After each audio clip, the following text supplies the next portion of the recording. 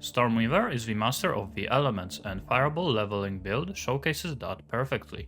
Electrocute your enemies with spark, create freezing explosions, and cover your entire screens in fireballs.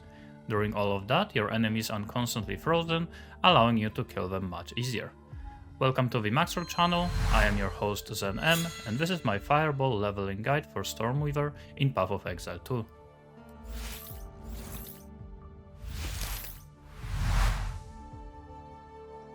Fireball and Frostwall are a perfect match. Fireball, after hitting an obstacle, splits into multiple projectiles covering your entire screen, while Frostwall, after getting hit, explodes, dealing massive amount of damage and freezing your enemies. This creates a combo where you create Frostwalls and then you hit them with Fireballs, creating a freezing explosion and a nova of fire projectiles. Additionally, thanks to Cast on Freeze meta skill, freezing enemies causes devastating comets, automatically rain from the sky, destroying your enemies.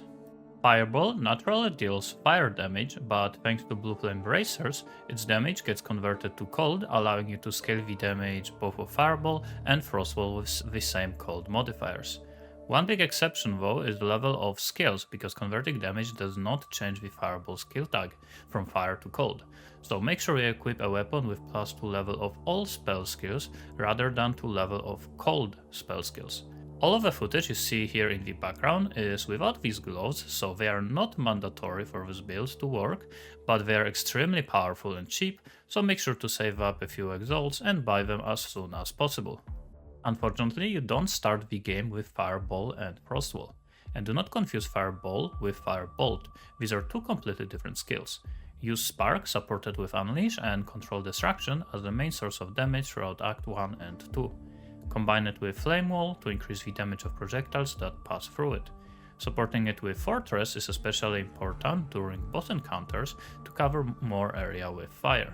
Frost Bomb is especially useful on bosses since it freezes enemies, giving you a window of time where you can focus on damaging a boss without having to worry about dodging his abilities. Supported with Magnitude Effect to increase its area of effect, and Concentrated Effect to increase its damage. Towards the end of Act 2, so between level 25 and level 30, complete your first trial and choose Stormweaver as your ascendancy. Scouring Winds is essential part of this build after you swap Spark from Fireball and Frostwall, which you should do right after completing this trial. It increases the value of any exposure you inflict by 20%, so for this build, Frostbomb, instead of reducing enemies' resistances by 20%, it is going to reduce it by 40%, which scales even further with some of the passives on your tree.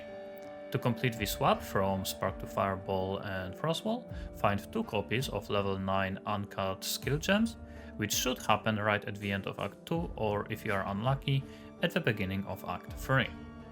Use them to create Fireball and Frostwall, which from now on are the main combo of your build. Place down firewalls on top of your enemies and detonate them with Fireball. Support Frostwall with Icicles to reduce the amount of life ice crystals have that are created by the Frostwall, so you can destroy them with one hit. Support Fireball with Unleash, Scattershot, and Wild Shards to shoot as many projectiles as possible with a single cast.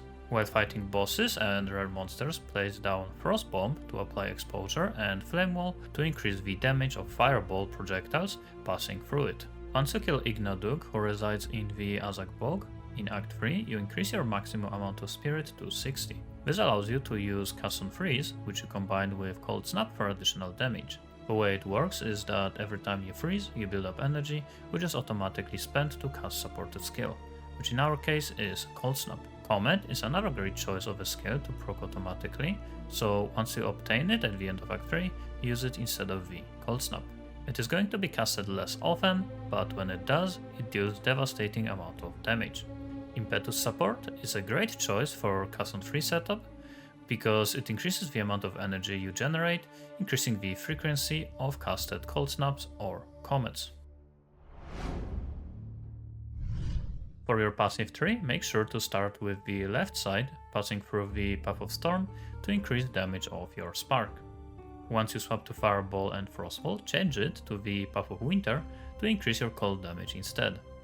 After that, travel to Exploit the Elements to increase the amount of damage you deal against enemies affected by any ailments. Since you are shocking with Spark, freezing with Frostbomb and Frostwall, igniting with Firewall. This is always going to be active. After that, travel to Stormbreaker for the same reason. You are applying many different ailments, so this node provides a lot of damage. Right next to it, Overexposure increases the effectiveness of exposure applied to your enemies by the Frostbomb, which is especially powerful in combination with your Ascendancy. And speaking of Ascendancy, make sure you choose Stormweaver, and as a first Ascendancy node, choose Scouring Winds, to increase the base effect of your exposure from 20% to 40%. This, combined with some of the passive nodes on your tree, make your Frostbomb reduce the cold resistance of your enemies by around 80%. Constant Gale should be your choice of a second Ascendancy node after completing Chaos Trial in Act 3. This gives you permanent uptime of Arcane Surge, which increases your cast speed and mana regeneration. Now going back to the regular tree, Shattered Crystal is the most important node on the tree for this build. It reduces the amount of life that ice crystals generated by the Frostwalls have, which combined with Icicle support allow you to destroy them with one cast of the Fireball. Travel to the Energize and Invocated Efficiency to increase the damage of Comet and to cast it more often.